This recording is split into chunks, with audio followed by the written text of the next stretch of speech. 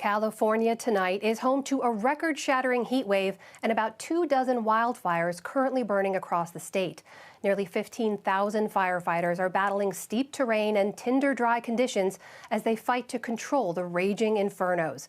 This afternoon, the U.S. Forest Service announced it will temporarily close national forests in the southern and central regions of the state because of the fire risk. More than 2 million acres already scorched this year in California. Record-breaking swaths of land burning under record-breaking temperatures. Governor Gavin Newsom last night declared a state of emergency in 5 counties as some 20 fire conglomerates smolder across the state. The largest fire alone, Fresno's Creek Fire, has burned over 73,000 acres. A caravan of Labor Day weekend campers were surrounded by flames and forced to flee to a nearby lake.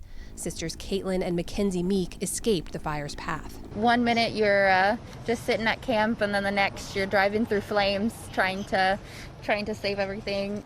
Backpacker Juliana Park documented her drive out of Sierra National Forest, the road lined with flames. Getting rescued right now. Rescue teams deployed to Fresno have already airlifted out more than 200 trapped campers. The crews were absolutely ecstatic when they came off the helicopters. Colonel David Hall of the California Army National Guard. All of the individuals that they rescued were greeting the crew members with hugs as they were boarding onto the helicopter, and then again after getting off the helicopter, a lot of high fives.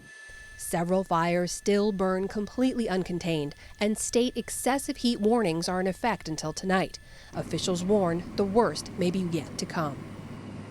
Temperatures in Los Angeles County reached a record high of 121 degrees yesterday.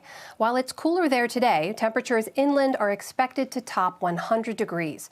For a closer look at what's behind that heat wave and what's fueling these fires, I'm joined by Leah Stokes. She's a professor and researcher on climate, energy, and political policy at the University of California, Santa Barbara. She joins us this holiday from Ontario, Canada. Leah Stokes, welcome to the NewsHour. Let's start with that warning. Why is it that authorities believe that this fire season could get even worse soon?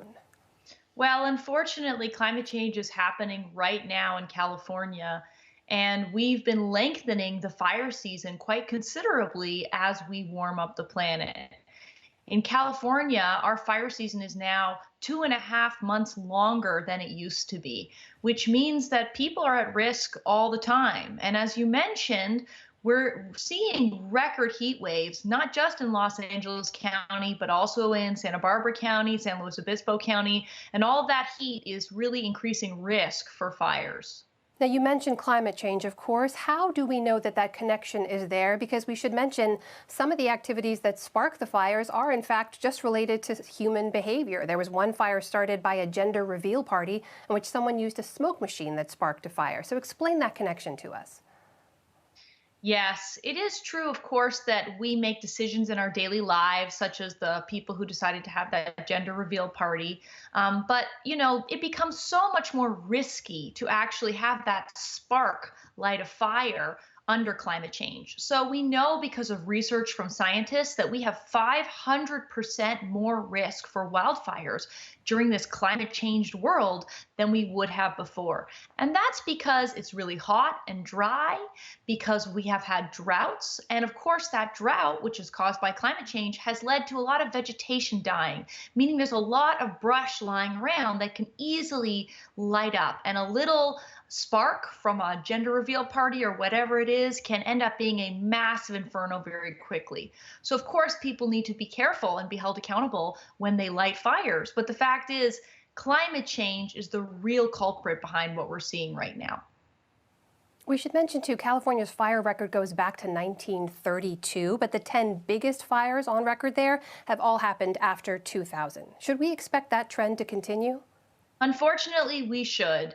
I've only lived in California for 5 years, and I've already been evacuated from my home for weeks on end. And what scientists are telling us is that we are entering a period of mega fires where the scale of burning is just beyond what we've seen before. So as you mentioned, we're seeing really large fires, and there isn't any reason to believe that that will stop because we are not taking the climate crisis seriously, and we are not reducing fossil fuel emissions around the world. So California really is a canary in the coal mine here, and we need to be waking up and just as the bird was dying from coal, we too are dying from burning coal, oil, and fossil gas.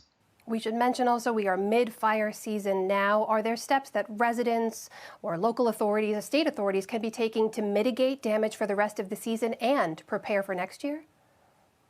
Absolutely. You know, our firefighters and our cities are doing the best that they can. They do all kinds of things like suggest that residents make small retrofits to their home that can dramatically reduce fire risk. They do things like create fuel breaks, which sometimes are controversial for good reason. So people are trying, but you know, the really big solution here is taking on the climate crisis. And that means that we need new leadership, particularly in Washington.